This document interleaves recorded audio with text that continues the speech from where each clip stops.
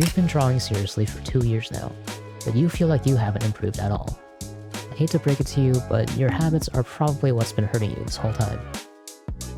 Hi, I'm Phone, and I've been illustrating online for 5 years now, and I'd like to share some habits that are incredibly dangerous for your art progress.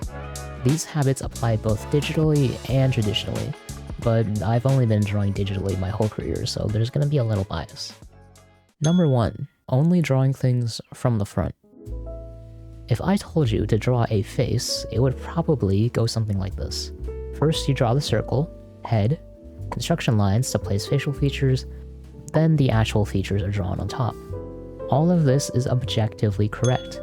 If you were a beginner, this is how I'd teach you to draw a face. Except, it's boring. And if something's boring, you're not gonna grow as an artist. Instead of treating the things you draw as 2D icons, treat them as 3D objects that can be rotated to create depth in your drawings. Instead of drawing a front-facing head, try drawing faces in 3/4 angles left and right. Then, once you feel comfortable, try drawing a face from the side, or even faces looking up or down. By drawing in different angles more often, you can feel your sense of three-dimensionality expand. Now, drawing things in different angles is hard. Just drawing a simple 3/4 angle if you haven't done so before is probably exhausting.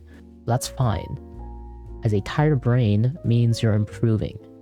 If you can't even begin to imagine what a face in various angles would look like, please use references. Find an artist that you like on the internet and copy, don't trace, the angle they drew their faces in. Heck, if you like my art style, please feel free to use these faces as a guide to copy from. Number 2. Only practicing drawing one thing at a time. You know the kind of people back in school who, instead of doing their assigned work, they start doodling photorealistic drawings of eyes on their paper? There's nothing wrong with doodling random things just for fun, but you may have picked up the wrong impression, that you'll get better at it if you do so. Say you wanted to practice drawing eyes, for example. You think, oh, I'll just draw a bunch of random floating eyes on this page. Surely, I'll get better if I keep doing this. Don't. You'll end up wasting your time. The problem is that you still don't know how eyes function in relation to the rest of the face. You could draw the prettiest eye the world has ever seen, but place it wrong on a crudely drawn face, and congrats, you've created a demon from hell. If you want to learn to draw aspects of a face well, learn to do so by practicing drawing the entire face, attached to a neck and shoulders as well. Because you also need to know how the head of a character interacts with the rest of the body as well. If you want to get better at drawing the entire body in general, then practice drawing the entire body. Don't just practice certain parts of the body in isolation. If you do so, you'll face the exact same problems as I described. Number 3. Drawing the body way too rigid. This habit applies more to intermediate artists rather than beginners, as this is a very common habit done by people who've just learned how to construct the body with basic shapes. You followed a YouTube video and have now upgraded from drawing stickmen to drawing thick stickmen. What you may not notice at first, however, is that the poses you draw with these constructions still feel very stiff.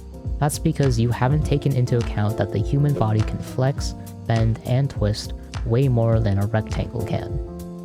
With drawing poses that attract a viewer, the overall impression of a flowing human body is way more important than the accuracy of a body parts drawn. If you're an artist this habit applies to, you probably don't believe me. I draw anime characters, so this shouldn't apply to me. But take a look at the art you've seen online, and you can clearly see a difference between anime artists that do this bad habit and those that don't. Why do you think artists preach doing gesture drawing so hard? It's because a gesture drawing helps you correct this habit by making you focus on the flow of the human body, rather than focusing on the details of how it's constructed. The next time you draw a pose, try focusing more on how to make it flow better with S-curves and C-curves, and you'll see some huge improvements in your art. Number 4. Drawing zoomed in way too much. I'm talking both physically and digitally. Whether you're zoomed in 300% while doing line art, or have your face 2 inches away from your drawing. Either way, you're not seeing your entire drawing. Again, you need to pay attention to the overall impression your drawing gives off at a glance. Pay attention to the big details, not the little ones, especially during the sketching and rendering phases of your drawing. Think about it. How many times when a viewer looks at your drawing online, do you think they're gonna zoom in to look at the itty bitty details across every inch of your drawing?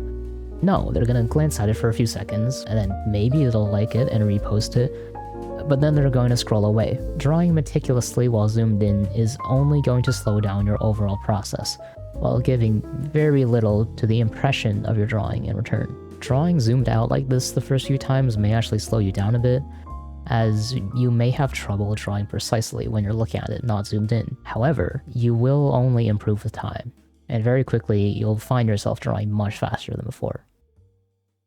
Number 5. Giving up in the middle of drawing.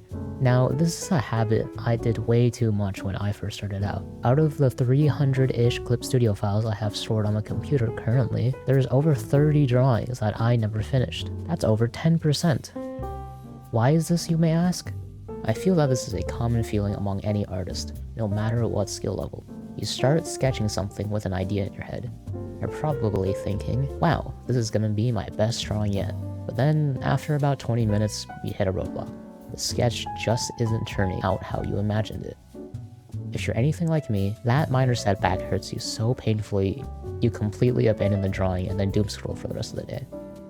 Unfortunately, doing this prevents you from an opportunity to improve your art. In fact, doing this again and again only brings the amount of missed opportunities higher and higher. Think about it for a sec. The reason you gave up was because your technical ability couldn't match up to your imagination. What would have happened if you tried your best anyways?